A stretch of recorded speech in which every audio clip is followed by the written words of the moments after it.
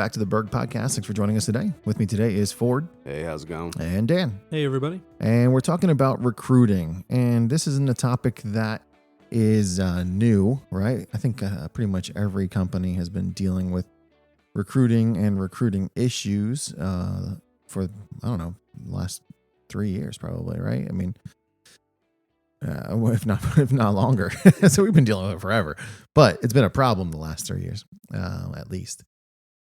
And I think it's one of those things that we've gotten better at because we had to get better at it, right? So we used to just wait for people to show up and knock on our door, hoping that we were someone interesting to them and hoping that they were going to be a good fit for us. Yeah, Ford and the guy ran out of friends. That's what happened. There was no more family members, no more friends left. That was it. Right. And the next generation's not old enough yet to start making them work. So we had to sort of like start to take different approaches, find different places. Yeah. So we've talked about it a little bit, and we've, sort of made it a point to look at the next generation, the younger kids, and see where they are. Try and find kids who have interest in doing what we do. And we've done that a better job, I feel like, lately. Tracy does a really good job with identifying places we should be and who we should talk to, and encouraging each of us to get involved in different ways and what we can to reach out to that. Lately she visited Garden Spot, Brian's home school over there, for one career fair, in Twin Valley, the local high school, for another. Mm-hmm. Brought a couple different people with her. We go there, just set up, let people know who we are, what we do. And, it's not necessarily going to translate to, you go there and you sign up 5 people and you have 5 new employees, but that's not really what we're targeting there. We're just trying to get out in front of people and let people see it's an option and a choice, and that, college isn't for everybody. And, there's a lot of opportunity out there. Yeah. An area where we've actually, I think, always had some success is growing people who have little to no experience, but have recognized that college wasn't going to be the right fit for them, right? We've got a handful of examples, guys who did some post-high school classwork, but not college, guys who did nothing, went straight into the workforce. But I think some of our success stories have been being able to give people an opportunity when they're not necessarily prepared for anything, right? We find spots for them, and given our structure and our size, we've had some people grow quickly and some people grow and stay for a long time, and it's been one of the pieces of our success. Yeah, I mean, the 2 older ones that come to mind are, Cooper, who's not with us. He moved on to a completely different avenue of what he wanted to do. Who came right out of high school and started working. And Andrew Geezy's another one that came out of a technical background, where he went to school to learn how to do what we do, and his dad does it, and it's where he thought he wanted to be, and we were lucky enough to get Andrew to join us, and they've both worked well. And so we've started to really take a look at that as another avenue, focusing on BCTC, and getting in there and trying talking to the kids and letting them know what we have to offer and who we are, and what our culture is, and what we aspire to be. And it's touched them, it's reached them, and it's a message that's resonated a little bit with us, and we've got some traction there in that environment. Yeah, I mean, and we're not alone, obviously, right? A lot of good contractors in the area. So it's not a new tactic by any means, but I think really what we're trying to appeal to is kids who have so maybe a strong work ethic or a background in being willing to just go do the work, and who have recognized they're not going to go to another 4-year institution, and are want somewhere relatively local, close to home, that has a good reputation for taking care of their people and providing a means and methods for success and potentially for long-term career, right? All right. For those following along at home, first, reference to another podcast, but Ramsey was talking about the other day, and he said that one of the great things about the younger generation is that there's not really a lukewarm button. It's either they're in or they're out. All in or all out, yeah. Yes, and I think that's one thing that's cool, and why we're kind of focusing on these technical schools, because that's also translating, technical schools are up. I saw something once that like 30%, while traditional colleges are down to 8% or something like that. So we know that that group of young people already have made a decision at that point to kind of focus on something that, is a great long-term career, whether it's construction, heavy civil, or it could be HVAC or some things like that. Mm-hmm. So it's neat. I think that's the main key, we're circling around here, is that we're trying to find the places, the shotgun approach and just, Joe down the street isn't going to possibly be interested in doing this. We want to find people that are already interested. Right. And, we have much better success. They have much better success than, someone that hasn't had any interest at all in their background. I don't know if people read the newspaper anymore or not, but the classified ads aren't it, right?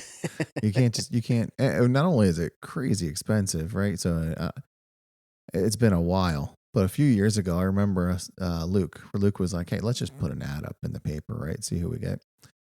And so I was like, all right, sure. We'll call the Penny Saver or, the local places. And it was like, I don't know, like $2,000. And they were going to put it in there for like 2 days. Yeah. Right. And I was like, geez, this, and you get like, I don't know. It's like an old school text message. You get 160 characters, right? You get like 160 characters for $2,000 for 2 days. And they're, they think this is the only place you're going to find people, right? So you're going to pay for it. I'm like, no, that doesn't work. But I don't think that works anymore anyways. I don't think people are looking in the newspaper for jobs. So No, and I even question how much, all the job boards and the job searches. I mean, not that they're not effective, but a lot of times you're getting people that are actively hunting, and that isn't a bad thing, except, we've had discussions as a group and maybe even on the podcast that if somebody's looking to leave for a quarter, then when they get to you at some point, they're going to look to leave for a quarter, and that's not what we're looking for. We're looking for people who are looking for a career, long term. And it brought me, when Ford was talking, I was thinking about it when I was at Thaddeus Stevens, another place that we involve ourselves with, trying to build, their program is trying to build more of like a project engineer, project manager, foreman role, and give them those skills. And we'll see how effective that can be, but it's somewhere we're also looking and involved in. And one of the kids asked a question that was really interesting. He was talking about GPS and automation and all these other things. And he said, well, do you think in my career will be replaced by machines? And it was a really interesting question. I sort of thought about it. Ford, I thought about when we were at Con Expo and they had the robot that we've talked about that was drilling holes. It would have been very expensive. There was a man 30 feet away who just wasn't on a ladder. And I feel like the thing had a lot of parts that looked like they would break to me, so like it was something that was neat, but I don't think we're there, and I didn't want to give a pat answer, like absolutely not. But I sort of like work through that. You can do it in mining, but I just think about some of the problems that occur. And I stumbled onto a really funny point, I thought, which was even if they could make the machines that could operate themselves, that the people didn't have to be right there, they could be operating remotely. The problem is the plans still aren't right. Like we haven't gotten to a point where we have accurately portrayed what's in the ground and where utilities are. And the plans aren't exactly perfect. Like we still have to true stuff up and have to do as-builts. So all of that would give that sort of a system a real problem. It's very difficult to automate something unless you know that there's parameters. Mm-hmm. If there's outliers, it makes automating difficult. Yeah. And so that sort of became the avenue that I talked to him about, was to say like, yes, I think it is coming. But what I think you're going to do is the like menial task of like loading a mining truck. Like you could automate that, but you can't automate like a pipe crew or certain other crews that are like that, where there's people involved, where there's, other things. You're not going to be able to automate that as easily. And so that was another interesting avenue that, myself being where I am in life, I wouldn't necessarily think, well, like in like 40 years, are they going to still need me? You know what I mean? Like, in other words, it's just, you don't think that way as much as when you're a young person and you're trying to pick a career and you're looking at it and saying like, if this is a career I pick, can it be my career? Right. So it was a really interesting, intelligent question that the kid asked. Yeah, for sure. Yeah, the automation is an interesting one, right? And I'm sure it's got a lot of people questioning what their roles will be like in certain fields in 10, 20, 30 years. Well, and I actually have not an alternative, but the thing I find that's interesting is that by removing some of what is referred to as the menial task with this stuff, you know, we talked to a previous podcast about experience and learning things. Mm-hmm. And when you don't have to do certain things and you jump step 1 through 3 and get to step 4 and never had to do step 1 through 3, well, then all of a sudden, if step 1 through 3 is needed, you don't have a reference to how to get to step 4 again, Right. When I started, you first guy out, you're the laser stick guy, and you were going to hold the laser stick and make sure that things are graded to, because you had to set that up and learn how to transfer grades and understand, the stick goes the opposite direction and things of that nature. And now with like maybe a GPS, they don't ever have to do that. And so that if something happens, like Dan's saying, that something doesn't match up, the old school way of doing things is still something you want in your back pocket. Not that you want to use it every day, but it's in your back pocket in case you have to use it. Right. And so that's where it's interesting where, we're jumping ahead, but by jumping ahead, we're kind of losing some of the traditional ways of learning in some of that parts. In that conversation, Ford, the other thing we talked about was that I think that these younger kids, we're talking 18 to 25-year-old kids, someday they're going to be like the Ed Parrots, right? They're going to be the guy that knows everything. But at that point, that's when automation might occur, and it's actually going to make them even more valuable. I said, and that's what I said to the kid. I said, by the time it happens, if you choose to be an operator, you're likely going to be a very good operator. And at that point, you're the person they absolutely have to have. You're like it reminds me, my dad was in, worked for Verizon. He was union and he did a lot of lineman work and pole work and then eventually fiber work. And there was a lot of value that they would pay at the end of his career because they couldn't train someone to work on the old stuff. So he worked on fiber, but if there was genuinely a problem, they would call some of these old guys.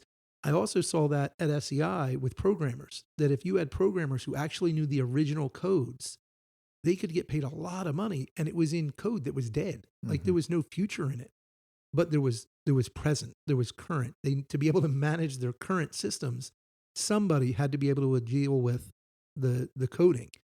And the younger kids didn't actually know how to code in that because it was a dead language.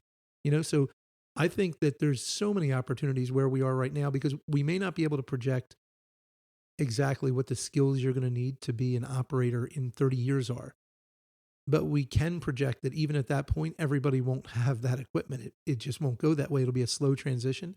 So I feel like this environment is really just ripe for people to come in and have long careers in this industry. And I think you're seeing it with the stat Ford was talking about, that, trade schools are up and, college entrance is down. And if you think back to when the three of us were in school, if you would have said like, hey, there's a lot more kids going to tech than there are going to the main school, you'd be like, well, that doesn't seem right. Because that was the way the world was going at that point. Everyone was going to go to college. Mm-hmm. Yeah. Well, and tech had a stigma for a while that they've been able to work to overcome. My dad was in school, kids that went to tech might have had some learning difficulties or might have had some, what's the play term for misbehavior? That was kind of who went to the tech schools back in the day. It wasn't the learning system that it is now. I mean, another stat that they were saying, there's 7 million able-bodied males that are just choosing not to be part of the workforce. Right. And while that's mind-blowing and politics involved and all kinds of fun stuff, the great part about that is that's probably 7 million people that we don't want anyways on our team, because we need people that want to do stuff and want to create things. And I was thinking when you said the other day about like utility trenching, I saw a picture from one of the jobs, and I think they were going over and under 5 different pipes to get to where they had to do the tie-in at. Like, yeah, you can't ever like all those, and those pipes are different ages. There's no way there's enough data points that they could ever dig that without having a human involved. Like, I think that's it's a part of like EV and all this electric stuff and diesel fuel and the theories out there are great. There's not even enough lithium in the world, I don't think, to make enough batteries for what they want to do. But that's neither here nor there. But I think it's so like they're trying to bring it into our industry, and it needs to come in, but I don't think it will be as quick a transition as the salespeople are making it sound like it is. Right. And will it be a replacement, right? I mean, that's the other thing I was going to say earlier is that even in some instances, this new technology, I don't think we'll ever be able to fully replace what what the human aspect is required in certain instances. I think we'll see a lot of it being driven towards like high hazard uh, applications, things where if we can avoid having humans involved, that we should, right? That the dollars start to make a lot more sense there. But certain, It's so hard with that. You know, what I was starting to think about as you were talking was when we were at Komatsu's factories and they had the robots. And the robots do all this welding. You know, now the guys still do a lot of the welding, but there's certain repetitive welding that the machines do that they build robots to do. And so I was sort of thinking that in my head, you know, that that's what they can do is these machines are Mhm. going to automate repetitive processes. Um, but then as you were saying it, I also go like completely the other way that, you know, you don't want people in mines if they don't have to be. You know, like I forget. It's my like great grandfather. I don't know. One of the guys that came over from Italy and they died in a mining accident in West Virginia. And like it's not a safe place. I was, you know, that's a rough life to live. It's hard to make it safe environment.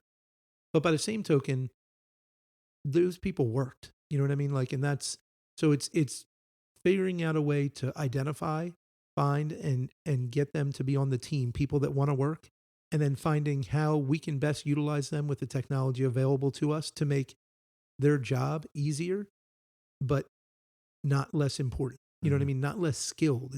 I would argue the more technology we put in this, the more skilled the people have to be because a lot of times they still need to be able to do the original thing, but they need more. You know, when you take like our foreman, and the foreman back in the day would have had to, you know, they had the green book and they kept all the notes and then they would have done time cards on some sort of a piece of paper and then you hand it in.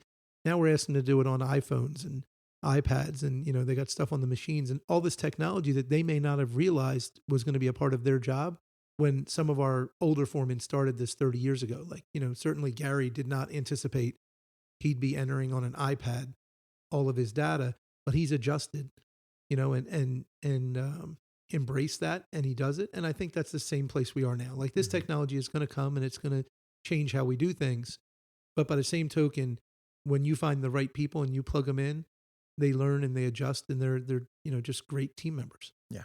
Well, another thing is that I think that technology moves forward in large chunks when when there's a large need. I heard another stat. There's like $2 million, 2 million open construction positions across the United States.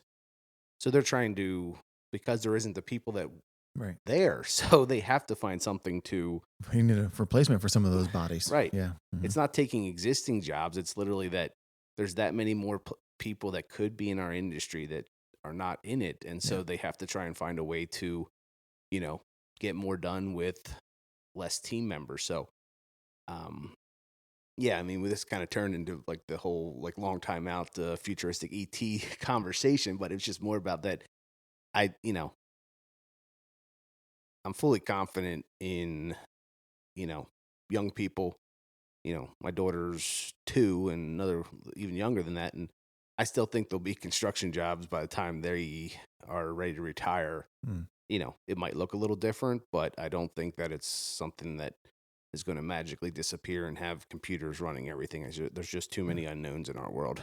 You know, the other thing I was thinking about from a recruiting perspective, where we started here, was that what I love about these uh, Berks County Career and Technology Center and the career days that the high schools are hosting is it gives us a chance to meet people where they're at, and I think that especially with some younger folks, that is important. An important piece of like making a decision is you know, that face to face component. As much as we give young people a hard time for being so driven by their devices and only staring at computer screens or cell phones or whatever it might be, I think that human aspect there, that face to face interaction when it's time to make these types of decisions is important to them, and that is I think one of the big differences with how we've changed some of our recruiting is, you know, like you said before,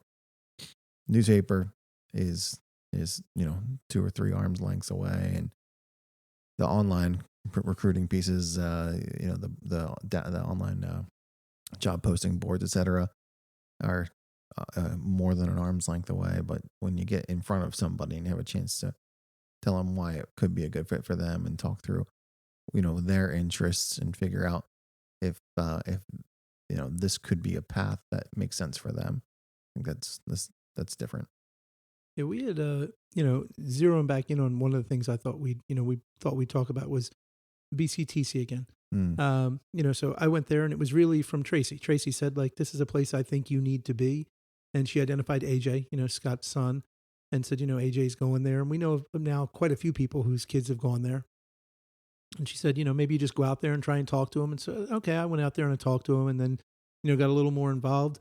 And it was that face-to-face. I mean, we've heard that from a few people as we've had success there, is that, that they were engaged. They were interested. And I think it's because, they have their devices, but there they have somebody telling them, like, this is a possibility, this is a path. And when I went there, I just wanted to be as genuine as I could. Sometimes I've brought Andrew Geezy with me, other times I've gone by myself, but just be as genuine and as honest as we can and really explain where we are and be open to explaining to them why I think it's a good choice and, why I think Berg is a good place and why I think this is a good industry. Because that's the other thing is I never try and walk in there, and I've never once said you should work for Berg because I don't know. I'm not them. You know what I mean? All I know is that there's whatever Ford said, like 7 million jobs or whatever the number is, 1 million jobs. It's two, I think, but yeah. Two, I mean, it's some ridiculous It's a lot. number It's a big number, yeah. of just open jobs. Just we're not talking about I would hire you. We're talking open about jobs like in general. Jeez, yeah. open jobs. Just would you like a job? Just you could almost walk in anywhere and say I'd like a job, and they say okay. Well,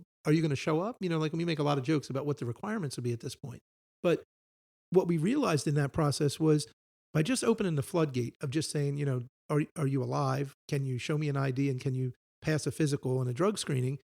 Well, you get that person and then they don't fit, so then we actually had to make more difficult standards. And I think one of the standards we really realized is when you go to a school that's 10 miles from our office, well, guess where those kids live?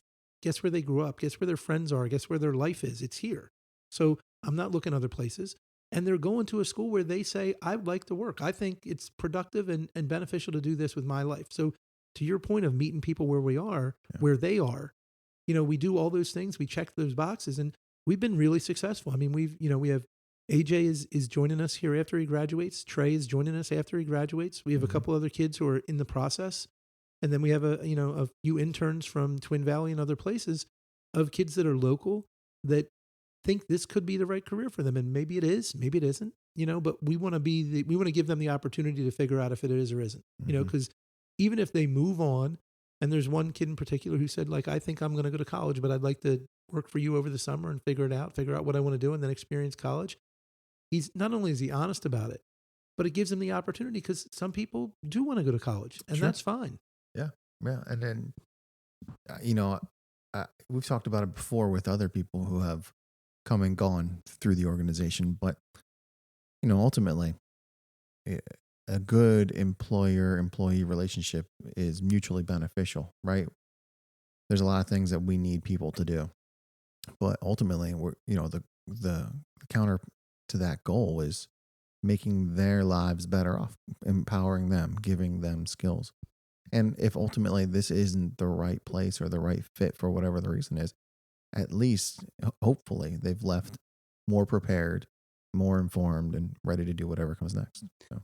Well, not only that, but I mean, there probably is no better time to join the construction industry.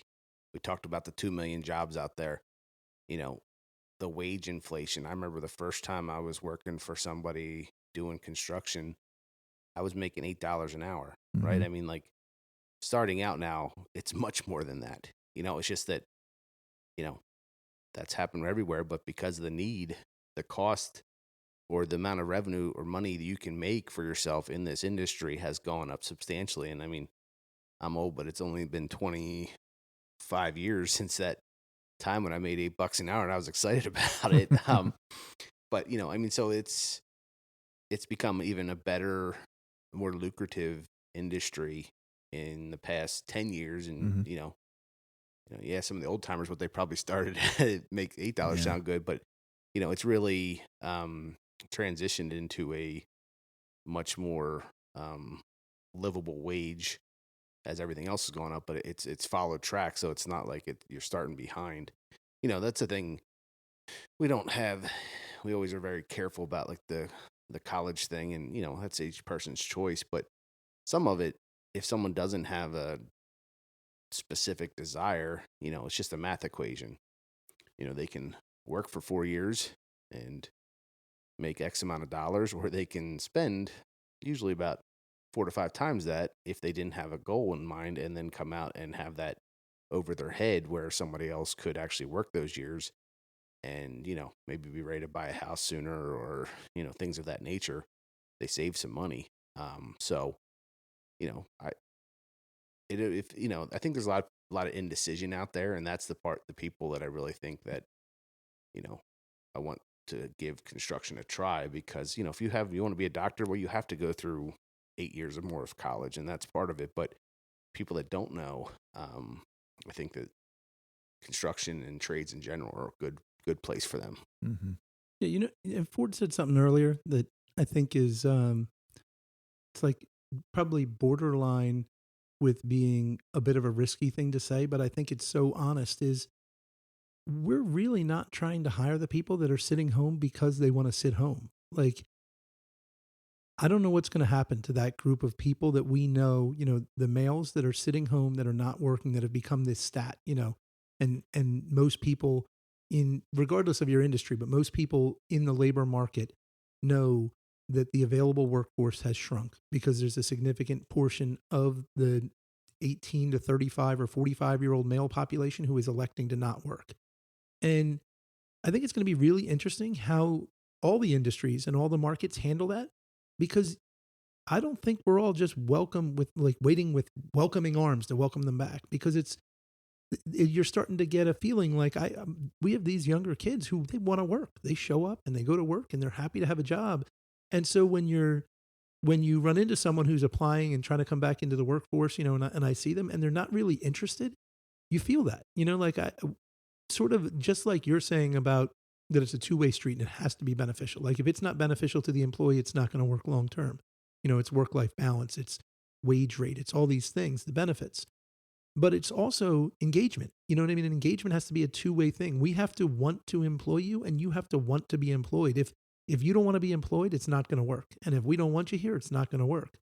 And I think that that's going to be a really interesting transition in the labor market, and as it factors into recruiting, is if the labor market cools and some of the subsidies that have been around go away and people need to come back into the workforce, you could have 25 to 35-year-old males trying to come back into the field in an environment that they actually know, but they might not be welcomed as open armed because these kids have stepped in. The younger generation has stepped in behind them and said, we're going to go do this work. And even though the jobs are there, I wonder how all of us as an industry and as a country, as companies, will react, because you have a shortage, but you've also gone through this culture shift where so many of us is focused on trying to identify what makes us better and what makes our employees better, and trying to build a strong culture. And how does that group fit into that culture? It's something I sort of thought about as Ford was talking about that. It's interesting. We don't talk about it because we all say, like, if they would come back into the workforce, but Ford sort of hinted at it. Like, do we want them in the workforce if they don't want to be in the workforce? Well, that, and you think about the challenge to, people don't want to do something. You just shake your head because you don't understand it. But the other thing that our industry, I was talking to one of the old timers the other day, and we were joking about how, like, in our industry, no matter if the economy changes, there's still going to be work to be done. We were talking, a friend of mine's and his wife, they actually don't cook.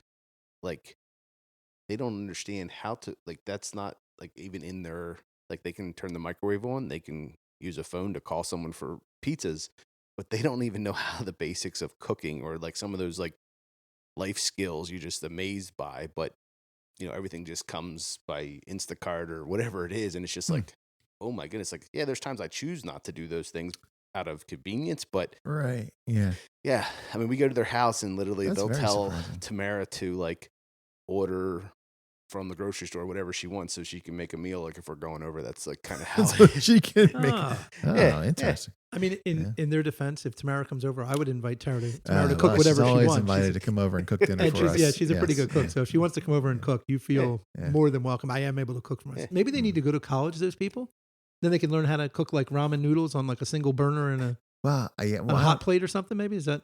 I don't know. Like the Would most that help? surprising thing to me is like you. This is like a YouTube and like Instagram and TikTok generation. Like all of those places show you how to do these things. The other day, So- I brought in ice cream Yeah. recently, Mhm. and the other day, Erin, she buys the cream and she makes ice cream, and then you have to make more ice cream because it's only half the thing. And she told me I should make ice cream, and I said that was the craziest thing I ever heard. I don't know how to make ice cream. Then she informed me that YouTube exists, YouTube, yeah. and YouTube she does then exist. explained to me about like this was so simple. I messed it up, Yeah. but I could do it now. I see the error that I made. I realized it pretty quickly. Believe it or not, Ford, it occurred because I chose to try and skip a couple steps to accelerate. Instead of mixing in a bowl, I tried to mix it in the freezer thing. And Erin's going to hear this if she won't listen, so I'm safe. But it's why the ice cream doesn't taste right. It's because most of the ingredients froze right to the side of the bowl, and I was unable to mix it. You couldn't do it. Yeah. So I thought I could skip a step. I turned out to be wrong, but Yeah. I could now make my own ice cream, and that only took one try. So I don't know how you make your whole life, and you can't even make like a. Can it make like a sandwich, maybe? Well, the convenience factor that has happened to everybody to make them not need to. I hope these friends or former friends don't listen to our podcast because I think they're gonna. You can't live here in Lancaster County and have that many friends who can't cook for themselves. So Yeah. I think they know who they are if they're listening. And Ford, you don't have to worry about going over and ordering food anymore. No, we were talking about the old time, like bartering and like stuff that would happen, like, if the climate changed and, somebody had, a farm and they needed excavation work done and you would trade milk for, or, maybe a part of a steer for your work, but these are life skills, back to life skill 102, since we did the last one, but 201. 201. Oh, we're getting to the senior classes. advanced, All right. yeah. We've advanced. Skipping over that I got 101 bored one. and skipped. But these are life skills that are useful no matter what you do, that you can learn in these trades and get paid well to do it. Yeah, and Ford, when you said that, what's really funny is that so much of what I really think some of these young kids that we're bringing on, that I see in them, which I'm so excited to see again, is that the like old smoke and mirrors that Ford and I used to refer to. That, do you know how to do that? Like, I'll figure it out. You know what I mean? They're just a lot of these younger guys, they're just gonna figure it out. They're like, they may not know, and some of it's YouTube, and some of it's that they're actually willing to ask. Like some of these kids are willing to say, like, I don't know how to do that, but if you tell me, then I'll know how to do it. And so that's maybe we, as we've been talking for years about trying to work the tribal nature of construction out of construction, and I think that this new generation could really be a key to it because they're willing to ask, because they know they don't know, and so much so that they're willing to go to trade schools. You know what I mean? They're willing to go to a trade school instead of going to the local high school, so somebody can teach them how to do something. Well, and also when you were mentioning some people, like I was thinking of the two, Kelly and Kelsey. Yeah. Two more that basically started as interns and have been able to thrive. Christian, like you can just keep going on. There's a list of them, and the neat part is that you've been able to see their growth, and they've been able to see their own growth, which is just so cool versus a fleeting glance. But it's like, hey, I remember, we were joking the other day with one of them about, you remember when, you were here 3 hours every 2 days because you were here as like an intern and then you stayed with us or whatever it was, and it was like you had that history with them that was really cool, just because you can see them grow into becoming more mature adults, but also just to see that there's opportunity for them to do things like that. Yeah. The other, another person I don't think we talk about a whole lot, but I've really I have a lot of respect for, really skilled and just amazing amount of growth. The delta in his growth is Stetson Reese. The other day we were working, they're working down at one of the big projects and they're putting in these tanks. And so we got an excavator trying to set this tank, and these tanks are humongous. And then we got a lift, a genie lift hanging out over the top as we try and use a rover to make sure that the lid's in exactly the right spot that it has to be visually, because that's important to them. And Stetson's there like overseeing this, and he's on the lift and he's trying to undo things. And I'm talking to Dylan, Stetson's older brother. And I said, like, it's funny. I said, he's out there not because he has any idea about what we're doing in terms of like, he hasn't set huge tanks that have to be in an exact location before. It's that we trust Stetson, and everybody in the team trusts that if your Stetson will be meticulous in doing what we're asking him to do.